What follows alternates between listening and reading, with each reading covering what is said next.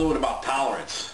When you put a choke collar on a dog, or a prong collar, or even an electronic collar, you have to understand that the dog can develop a tolerance to it.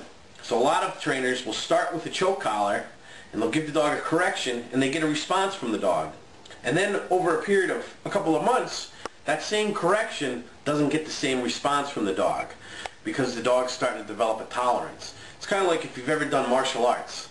One of the things you have to do is toughen up your forearms and your arms. And so if somebody started punching you in the arm, just a light punch, at first it's going to feel, ow, stop doing that. But over a period of time, you can take harder and harder punches because you develop a tolerance. Okay, and it's the same thing with the dog. At first you give them a light correction, you get a response, then you have to get harder and harder and harder, and pretty soon you're getting to a point where you can physically damage the dog, because the dog has developed such a hard tolerance to it that the level of correction could damage the dog's trachea or the dog's neck.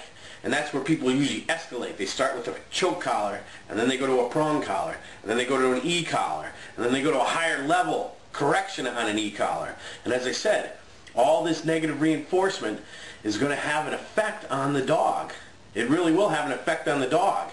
And so when you're training a dog, you want to make sure that you're getting the right response from the dog and you're not constantly escalating your corrections on the dog. Next, we're going to talk a little bit about suppression, and then I'm going to talk about how to use punishment correctly.